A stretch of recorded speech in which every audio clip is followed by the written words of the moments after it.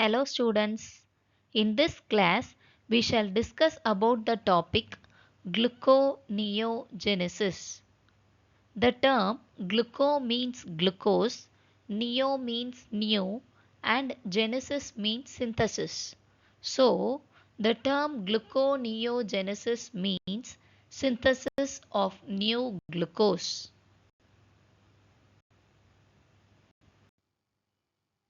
Before starting the discussion on gluconeogenesis, we shall see the overview of carbohydrate metabolism. Glucose gets broken down to produce pyruvate through a process called glycolysis. Pyruvates gets converted back to glucose by the process called gluconeogenesis.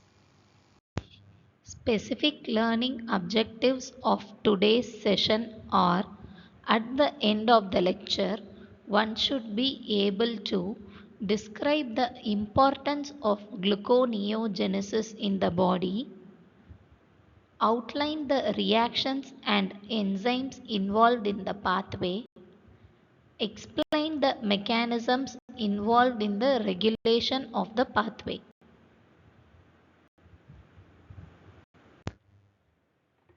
We shall start with the definition of gluconeogenesis. Gluconeogenesis means synthesis of new glucose from non-carbohydrate sources like lactate from glycolysis in skeletal muscle, amino acids, example alanine is a major contributor, propionic acid from odd chain fatty acids, glycerol from hydrolysis of triglycerides. Significance of gluconeogenesis. Gluconeogenesis is responsible for maintenance of blood glucose levels. It is an alternative source of glucose during fasting or starvation. Glycogen is the storage form of glucose. Glycogen stored in the liver can supply glucose only for 12 to 18 hours by glycogenolysis. But after 18 hours, that is during 18 to 24 hours of fasting, gluconeogenesis starts. Gluconeogenesis provides glucose to brain, heart, and skeletal muscle during exercise.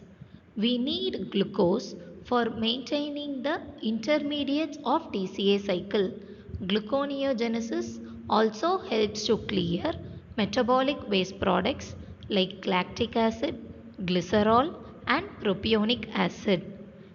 These compounds act as substrates for gluconeogenesis. They help in conversion or production of glucose.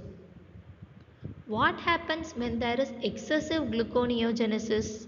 If there is excessive gluconeogenesis, it can end up in excessive glucose production leading to hyperglycemia. This can occur in critically ill patients in response to injury and infection. Excessive gluconeogenesis acts as contributory factor to hyperglycemia in type 2 diabetes mellitus patients. Next, about the sites of gluconeogenesis. First, about the organs in which gluconeogenesis is occurring. It occurs mainly in liver and limited extent in kidney and small intestine. Organelles. The pathway is partly cytoplasmic and partly mitochondrial. We have already seen the list of substrates for gluconeogenesis. Now we shall see about the first substrate, lactate. In contracting muscle during exertion or exercise, there will be lack of oxygen. We know during anaerobic conditions, anaerobic glycolysis, lactate is produced. The lactate is the primary source for pyruvate. Lactate, in the presence of lactate dehydrogenase, pyruvate is produced. In skeletal muscle, during strenuous exercise or exertion, anaerobic glycolysis occurs.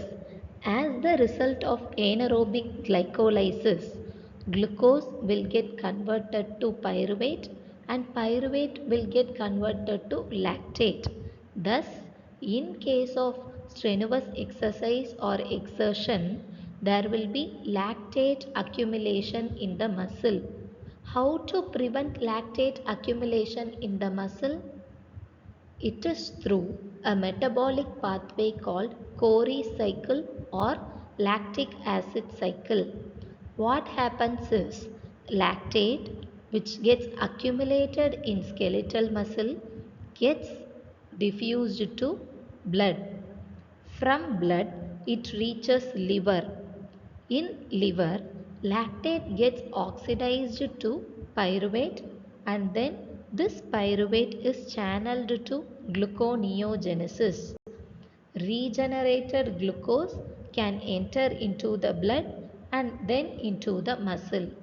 This cycle is called as Cori cycle or lactic acid cycle. Then we shall move on to production of glucose from another substrate for gluconeogenesis, pyruvate. In glycolysis, glucose gets converted to pyruvate. In gluconeogenesis, pyruvate gets converted to glucose. It appears like gluconeogenesis is reversal of glycolysis. It is not exactly reversal because we need to remember there are three irreversible steps in glycolysis. Gluconeogenesis from the substrate pyruvate involve enzymes of glycolysis because it appears to be reversal of glycolysis. Except for three critical steps or irreversible steps, that is hexokinase or glucokinase, phosphofructokinase 1 and pyruvate kinase. These steps must be bypassed in gluconeogenesis. Enzymes which are unique to gluconeogenesis, that is not common for gluconeogenesis and glycolysis, are pyruvate carboxylase, phosphoenol pyruvate carboxykinase, that is PepsiK, fructose 1,6 bisphosphatase and glucose 6 phosphatase. Now about the first enzyme, pyruvate carboxylase. Pyruvate formed in the cytoplasm as the result of glycolysis is transported into mitochondria by a protons importer.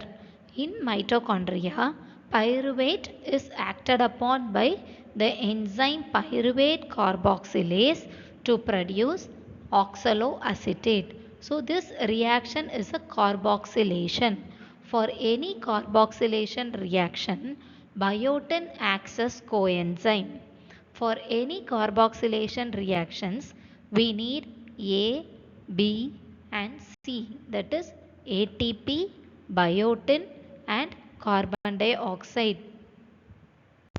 So now we are having oxaloacetate in mitochondria. In mitochondria, oxaloacetate is converted to malate in the presence of malate dehydrogenase.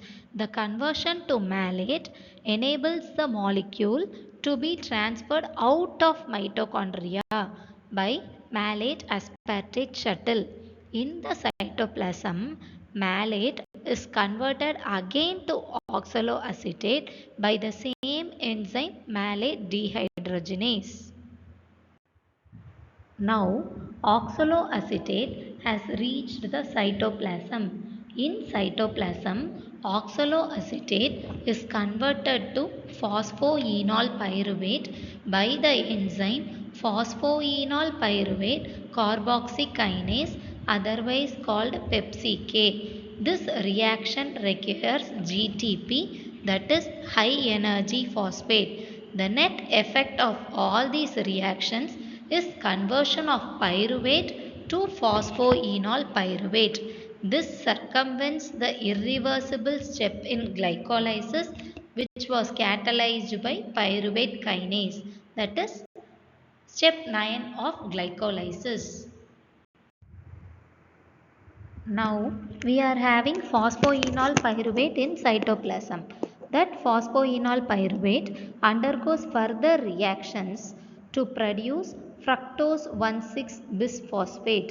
This fructose 1,6 bisphosphate is acted upon by the enzyme fructose 1,6 bisphosphatase to produce fructose 6 phosphate.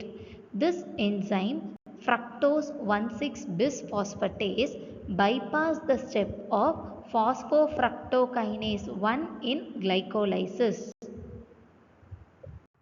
Fructose 6 phosphate produced by previous reaction is isomerized to glucose 6 phosphate by a freely reversible reaction. Now we are having glucose 6 phosphate in cytoplasm. This glucose 6 phosphate is hydrolyzed to free glucose by the enzyme glucose 6 phosphatase. This glucose 6 phosphatase bypasses hexokinase or glucokinase of glycolysis. Glucose 6 phosphatase is present in liver and kidney, but it is absent in muscle and adipose tissue. So, muscle and adipose tissue cannot contribute for blood glucose. Type 1a glycogen storage disorder, named as von Gerke's disease, is the deficiency of enzyme glucose 6 phosphatase. Now we have finished the discussion about production of glucose from pyruvate and lactate. We shall now move on to next substrate for gluconeogenesis. Lipids cannot be converted to carbohydrates. Why? Because pyruvate to acetyl CoA in the presence of PDH complex is an irreversible step. That means acetyl CoA, which is an end product of lipid metabolism, cannot be converted to pyruvate. Therefore, acetyl CoA cannot produce glucose. But there are few exceptions. One such exception is production of glucose from propionic acid. What are the sources of propionyl CoA? Propionyl CoA is the end product of odd chain fatty acid oxidation. Thus, odd chain fatty acid oxidation can end up in production of glucose, but even chain fatty acid oxidation cannot produce glucose. Propionyl CoA is also an end product of oxidation of isoleucine, valine, threonine and methionine. Propionyl CoA is also obtained from side chain of cholesterol. We can see the reactions how propionyl CoA is converted to succinyl CoA. Propionyl CoA, in the presence of propionyl CoA carboxylase, we will get D-methylmalonyl CoA. Since this reaction is a carboxylation reaction, we need A, B, C, that is ATP, biotin and carbon dioxide in the presence of enzyme carboxylase.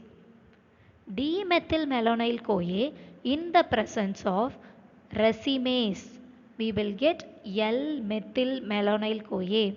This L-methylmalonyl CoA in the presence of mutase, succinyl CoA is produced. This methylmalonyl CoA mutase needs vitamin B12 as cofactor. If there is vitamin B12 deficiency, what will happen? If there is vitamin B12 deficiency, methylmalonyl CoA mutase will be defective. It cannot be active. So, this reaction is inhibited. Succinyl CoA is not produced L-methylmalonyl-CoA will be accumulated.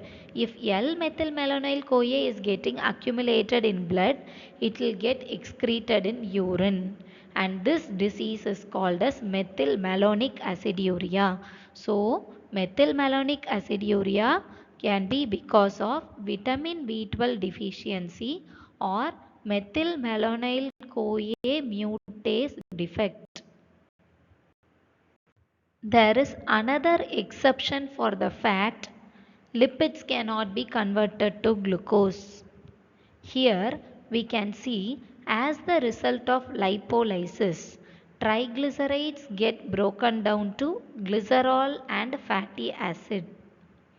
This glycerol part of triglyceride can produce glucose. It is glucogenic. It can enter gluconeogenesis.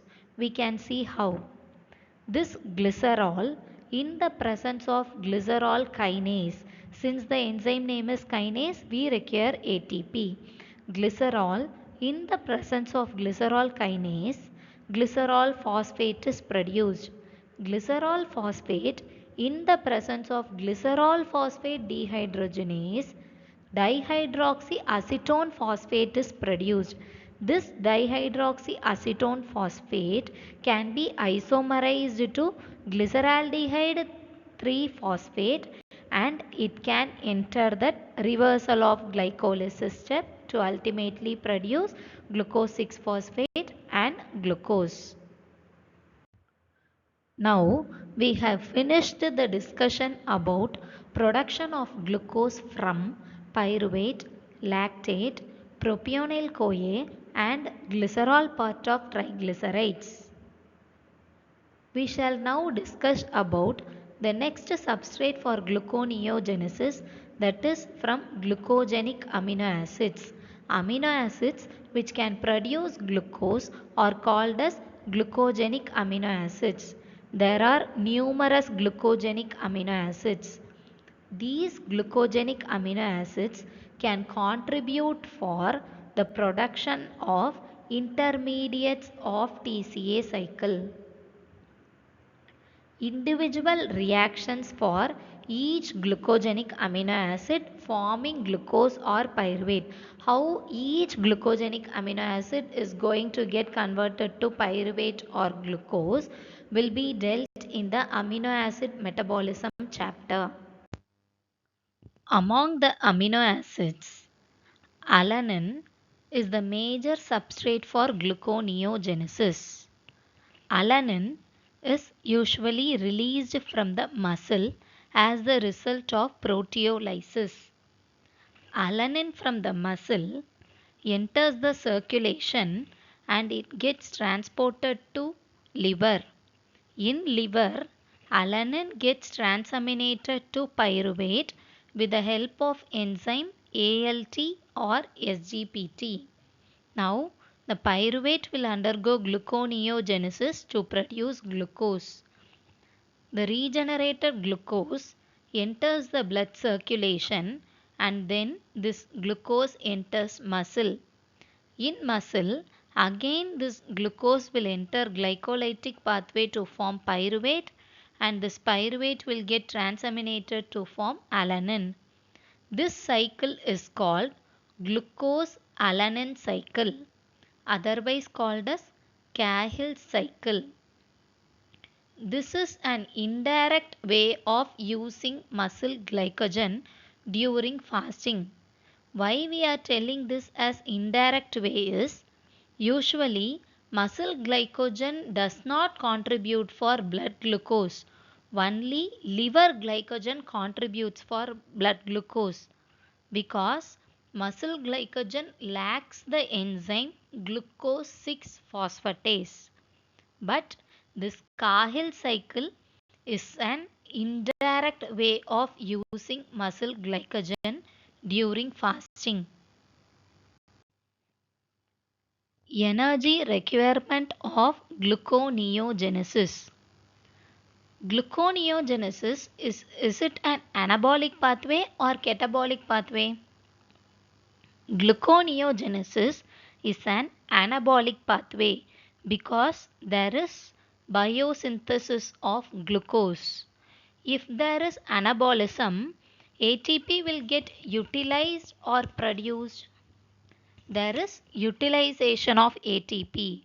So, we should know how much ATPs are utilized or required for gluconeogenesis. In the step of pyruvate carboxylase, 2 ATPs are utilized. In phosphoenol pyruvate carboxykinase step, 2 ATPs are utilized. In phosphoglycerate kinase step, 2 ATPs are utilized. So, in total, 6 ATPs are utilized for the process of gluconeogenesis. Next, we shall discuss about regulation of gluconeogenesis. First, about key enzymes of gluconeogenesis. These are enzymes which were used to circumvent the irreversible steps of glycolysis. First, pyruvate carboxylase. Second enzyme, phosphoenol pyruvate carboxykinase. Third enzyme, fructose 1,6-bisphosphatase. Fourth enzyme, glucose 6-phosphatase. Then, about the modes of regulation: nutritional regulation, hormonal regulation, covalent modification, and allosteric regulation. Now, we need to discuss about an important concept in regulation called reciprocal regulation of glycolysis and gluconeogenesis.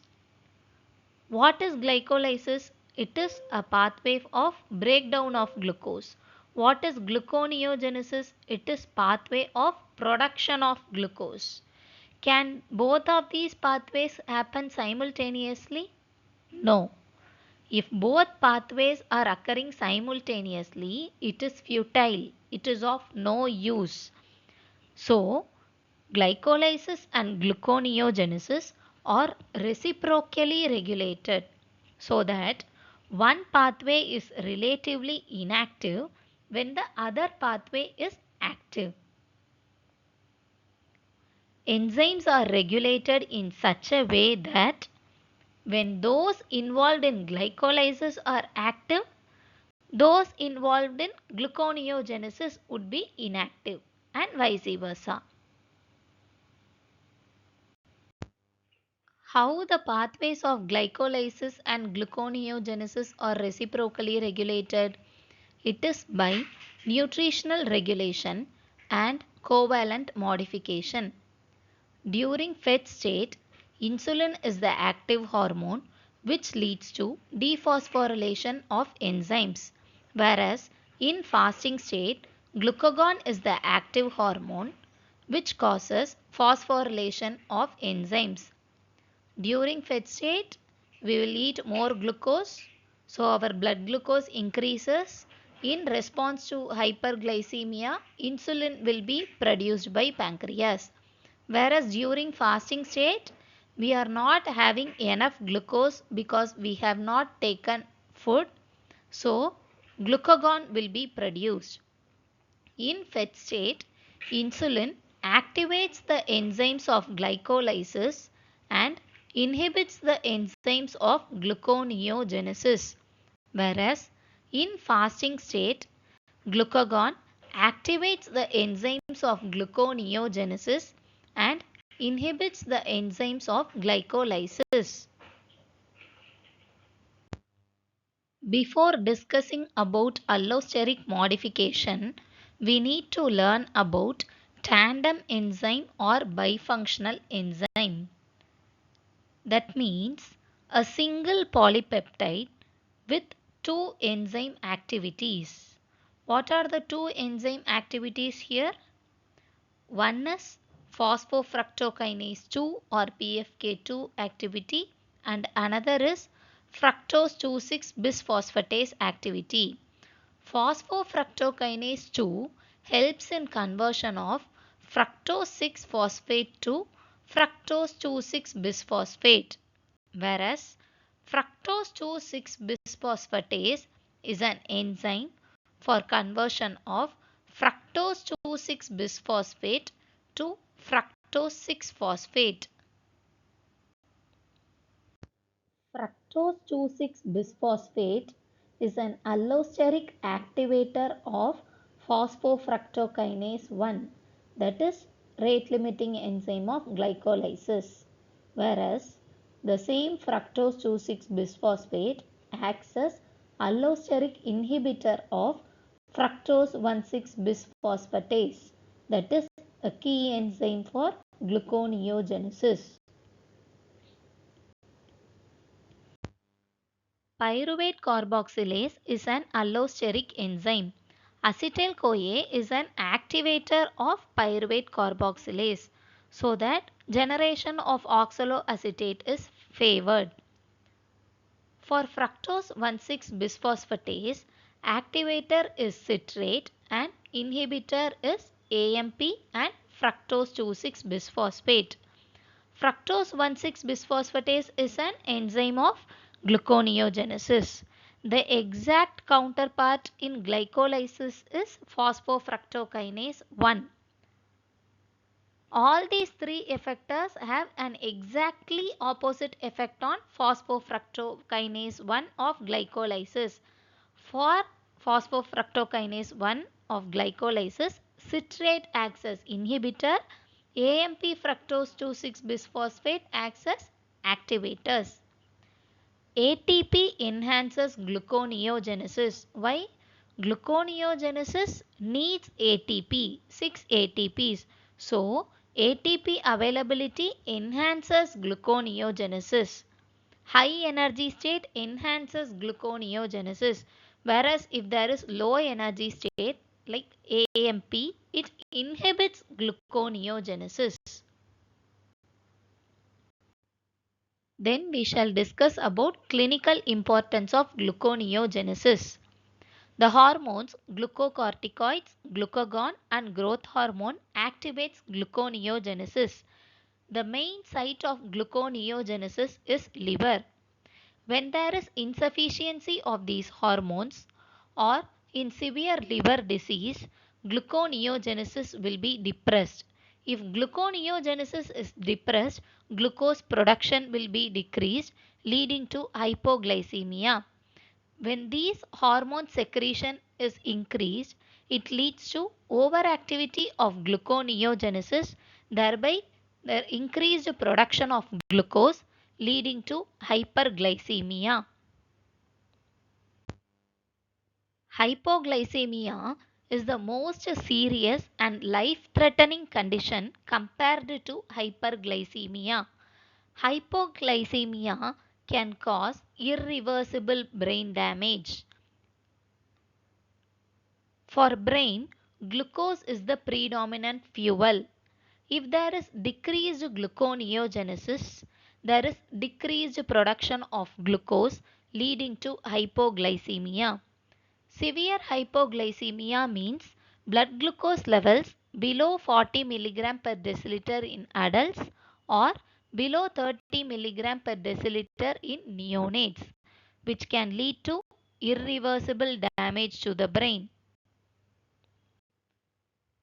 The most common complications of chronic alcoholics are hypoglycemia and lactic acidosis. What is the biochemical basis of hypoglycemia and lactic acidosis in chronic alcoholics? We shall discuss in this slide. Ethanol in the presence of alcohol dehydrogenase gets converted to acetaldehyde. Acetaldehyde in the presence of acetaldehyde dehydrogenase gets converted to acetate. In both these reactions, NADH is produced. Since there is increased production of NADH, NAD-NADH ratio is altered. Since there is more NADH, LDH lactate dehydrogenase activity is also increased. If there is increased LDH activity, more pyruvate gets diverted to produce lactate. Since there is increased lactate production, lactate gets accumulated to produce lactic acidosis.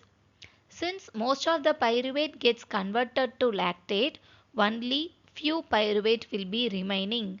It leads to decrease in pyruvate. If there is decrease in pyruvate, it inhibits pyruvate carboxylase, thereby it inhibits gluconeogenesis leading to hypoglycemia. And increased NADH inhibits the conversion of malate to oxaloacetate. If there is less oxaloacetate, in turn it affects this reaction also. So it inhibits the conversion of oxaloacetate to phosphoenol pyruvate and then to pyruvate. Ultimately, it inhibits gluconeogenesis leading to hypoglycemia. This is the biochemical basis of hypoglycemia and lactic acidosis in chronic alcoholics.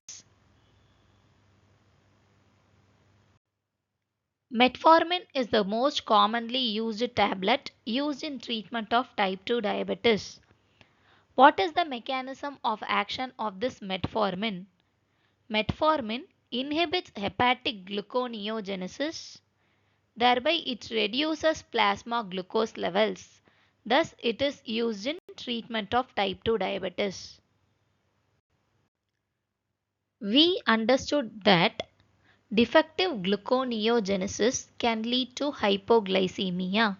Similarly, fatty acid oxidation defect can also lead to hypoglycemia. Why we need to study about fatty acid oxidation in this topic is because fatty acid oxidation acts as principal source of energy for gluconeogenesis.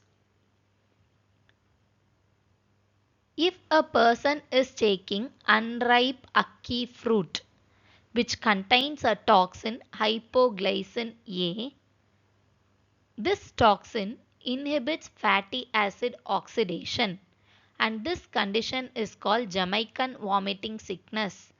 If fatty acid oxidation is inhibited, ATP is not produced enough, so there is ATP deficit. So we know this fatty acid oxidation is the principal source of ATP for gluconeogenesis. So if there is ATP deficit, then hepatic gluconeogenesis is inhibited. This is acquired fatty acid oxidation defect. Similarly, inherited fatty acid oxidation defects like sudden infant death syndrome can also lead to ATP deficit and inhibit hepatic gluconeogenesis leading to hypoglycemia in newborns.